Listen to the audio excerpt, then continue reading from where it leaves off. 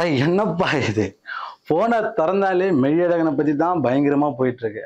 Audio launch தான் வேற லெவல்ல ப்ரமோஷன் பண்ணாங்க. இன்னைக்கு வேற மூவி வேற ரிலீஸ். எப்படிலாம் பண்றாங்களோ தெரியல. பத்தாவது வர நம்ம சார் கமலஹாசன் சார் வர பாட்டு வர பாடியிருக்காரு. பாட எடுக்க பூத்தை கூப்பிட்டு கேட்போமா? அதை கேட்டா அது என்ன சொல்லும்? என்ன ரிவ்யூ எடுக்க சொல்லும்.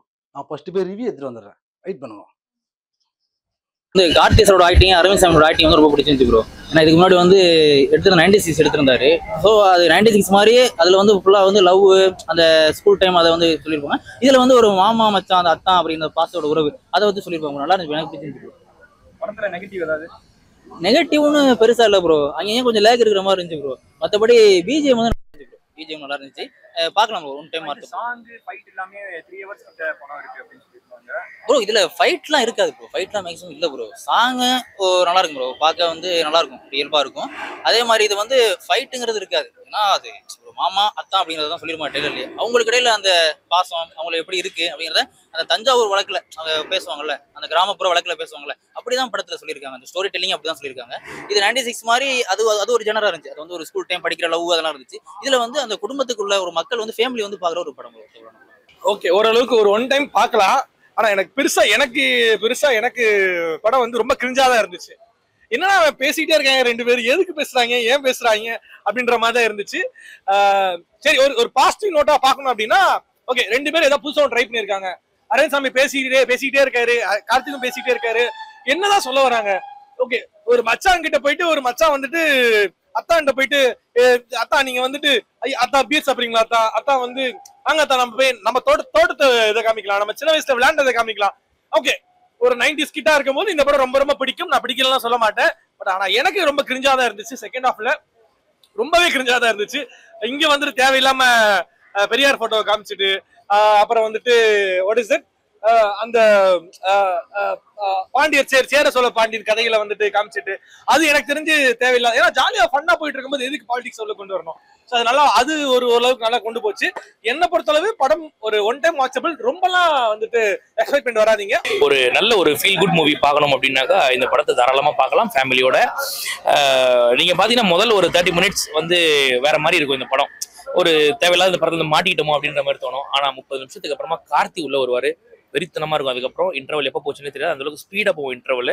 சரி, ஓகே. அதுக்கப்புறம் செகண்ட் ஹாஃப்ல அரவிந்த் சுவாமியோட ஆக்டிங் பாத்தீங்கன்னா அதுவும் வெறித்தனமா இருக்கும். ரெண்டு பேரும் போட்டி போட்டு நடிச்சிருக்காங்க அப்படின்னு சொல்லணும்.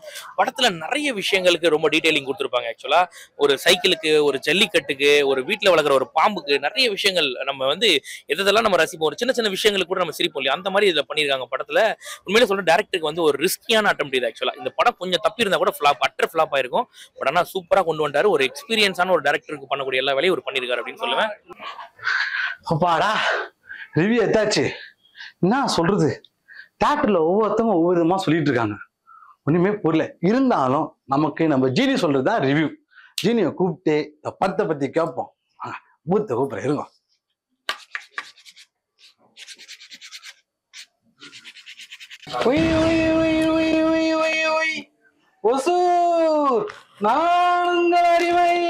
அதெல்லாம் இருக்கட்டும் போதான். எந்த படம் பத்தியா? எந்த படம் வசூ? அதான் போதும், மெய்யழகன். ஆமா, அந்த படத்தை பத்தி நீ என்ன சொல்ல வர, கொஞ்சம் சொல்லி பார்க்கலாம். எல்லாரும் காத்துட்டு இருக்காங்க. அது இருக்கட்டும். நான் உங்கள்ட்ட ஒரு டவுட் கேட்கணுமே. என்கிட்ட தான் போதும் டவுட் கேட்கணும். எப்பவுமே நான் தானே கேட்பேன் உங்ககிட்ட. சரி சொல்லு. வசூர், ஃபர்ஸ்ட் எல்லாம் மூவி மேட்ச் தான் உசுரு, மத்ததெல்லாம் ஒண்ணு இல்லைன்னு சொன்னீங்க. கல்யாண நாளாச்சு, ஆபீஸ் பக்கமே வருது இல்ல போலயே. போதும், நீ ஒரு கல்யாணம் பண்ணிப்பாரு, அவரோட வழிகள் என்ன உனக்கு தெரியும். சரி, அதெல்லாம் விடு, அதெல்லாம் பர்சனல் மேட்ரு. நீ இப்ப இந்த படத்தை பத்தி சொல்லு. சொல்றேன் வசூ. இந்த படத்தோட டைரக்டர் நம்ம 96 பிரேம்குமார். ஓ, 96னா ஒரு படம். சரி சரி, சொல்லு சொல்லு சொல்லு. 96 பிரேம்குமார் 90ல நடந்த கதைய 96ல எப்படி எழுதிருக்காருன்னு பாக்குறோம். அதான் இந்த படத்தோட கதை. இந்த படத்தோட ஹீரோ நம்ம ஆனழகன் அரவிந்த் சாமி சார். அப்ப கார்த்தி சார்? கார்த்திக் சாரும் தான். ஓ, ரெண்டு ஹீரோவா? சரி சரி சரி சரி. கார்த்திக் சாருக்கு ஒய்ஃபா நம்ம ஸ்ரீதேவியா நடிச்சிருக்காங்க. அது மட்டும் இல்ல, நம்ம ராஜ்கிரண் சாரும் நடிச்சிருக்காரு. அப்படியா? வேற லெவல் ஆச்சா. இந்த படத்துல நம்ம உலகநாயகன் சாரு சிங்கிங் எல்லாம் பண்ணிருக்காரு. அவன் சூப்பரா இருக்கும். ஒரு வாய்ஸ் சொல்லவே தேவையில்லையா. சரி, அடுத்து சொல்லு. இந்த படத்துக்கு மியூசிக் போட்டவரு நம்ம கோவிந்த் வசந்த். அது மட்டும் இல்லாம இந்த படத்துக்கு டிஓபி மகேந்திரன் ஜெயராஜ் சார். பூதம். அப்புறம் இந்த படத்தோட கதை எப்படி? சொல்றோம் கேளுங்க.